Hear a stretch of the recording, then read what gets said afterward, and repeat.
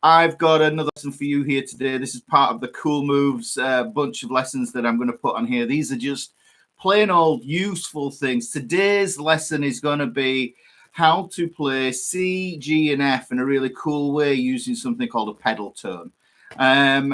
This is pretty, it's a really nice sound. I'm going to show you a little trick as well to make it a little bit more fancy. Because that's what you want to do. I know you want to be a bit of a fancy pants with your guitar playing, and who doesn't? Like I say, the pedal. What is a pedal? A pedal note. We're going to keep a pedal note, and this is basically one note that is the same in all of the chords that I'm going to play. And the pedal note I'm actually going to play is this G note here. I'm going to play this 3rd fret on the thin E string here. The easiest way to get to this is to put your C chord on. So we put the C chord on, and then the easiest way is to put this pinky on. But once I've done that, then what I'm going to do is I'm going to take my 2nd and my 3rd fingers away just to show you, what's left. And what's left underneath, and we're going to keep this shape on.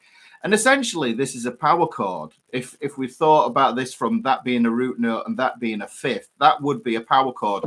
There's not much power to it. But what you hear is the sound of the pedal, that pedal sound there. And that is the consistent thing, and it's the sound that glues the chords together. So put that C chord back on again. Hopefully you can see that one there. Right? And then what we're going to do, it should be really quick, but bear with me, guys, because there's a kicker to this one to make it sound super pretty. Yeah. Then what I'm going to do is I'm going to take these 2 fingers here, and we're going to maintain this shape here, and this is all part of that sticky fingers method that I was talking about. So if I'm just holding my neck like I did yesterday, and then I move those 2 fingers up there, then what happens is I get this kind of funky G. I'll just pull this in here, and you can see it's a different kind of a G chord that we get here. Now the G that I showed you in the previous video was this version here, but this one uses the 3rd, the 2nd, and the pinky. So it uses these 3 fingers here. Now, by maintaining that 1st and that pinky, that power chord shape underneath, what happens is we get a G add, we're adding an 11 here. It's a sus4 sound in my mind, though. But the thing is, we think of it as that, but it's a fancy kind of G. And what you can do to make that resolve is take that 1st finger off. You can hear.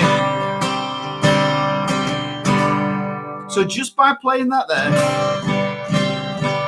we create some really pretty movement in the chord. The suspended chords, the way to think of them is that they hold your attention and that you are waiting for them to resolve. And then when I release down to the major chord there, you can hear it resolve. So there's the G with the add 11. What I'm going to do is I'm going to drop that back down to the C again here. And you can hear that those 2 together, they work fantastic.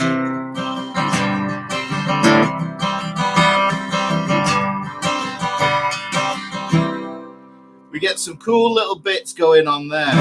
But what I want to do is I want to add this F. Now, ordinarily, I'm not a fan of this F because generally, this F really, more than anything else, this kind of diagonal cheat shape. I mean, that's the ultimate cheat shape for an F. If you want to just look at that as a cheat, 1st finger on the 1st fret of the B string, 2nd finger on the 2nd fret of the G string, and 3rd finger on the 3rd fret of the D string there. You can see that is the ultimate cheat, but it sounds thin. There's no body to it. Now, I'd say if you were singing and you're accompanying yourself, then it's fine, because what it is that chord is there. You use the chords to support your vocal. That's what they're there for. So you can support your vocal, and so that you can sing in pitch correctly. So that way it's fine. It's a chord. But if I put that pinky on there again, look, I've still got that pedal there, the power of the pedal there. So if I play the C, then the G, and then I move to the F, and then to the C. Worth noting, when I strum that C, yeah, because the third finger is the last one being fretted on that, that's the root note of the chord. My pick is starting on the A string there. So strum down from there. When I do the G chord, that means I can hit and wallop all 6 strings. But when I play this F, I've got to come from the D string, because essentially adding that pinky on there makes it a 4 note chord, a 4-string chord.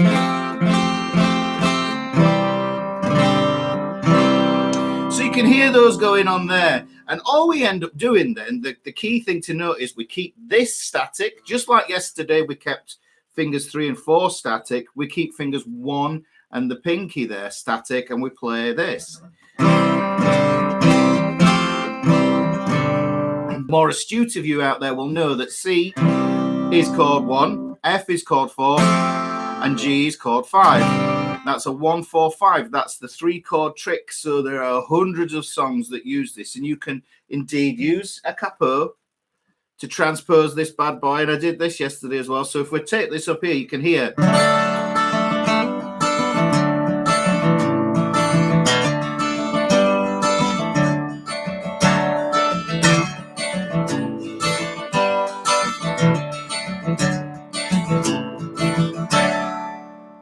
And it gives you a really, really nice sound, does that. So, and the higher up there you go, the kind of more into the mountains, I feel, you get a bit more Appalachian.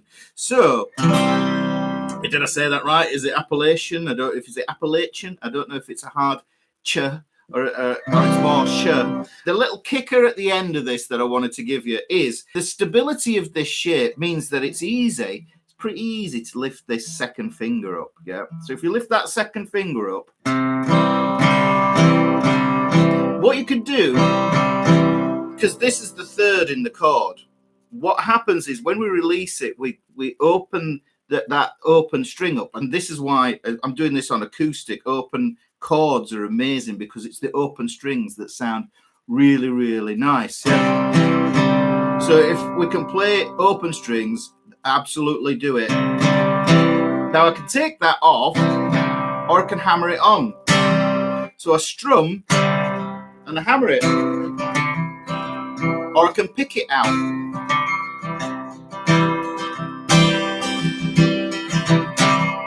But because this shape is the shape that we are sticky fingering here as well, the same thing can be applied here.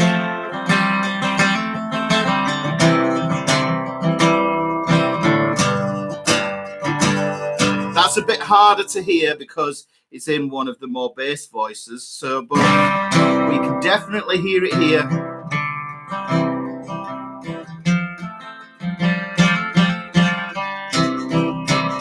You can hammer it a couple of times. If you've enjoyed this lesson, if you feel you've got some benefit from this, then please hit that subscribe, hit the notification bell, because I've got another beauty cool moves coming up for you tomorrow. Guys, all I can say is thank you for tuning in. Thank you for watching the video. Take care of yourself, stay safe, stay indoors, and play your guitar. You can't go far wrong with that. Take care, guys. Make sure you hit that like as well.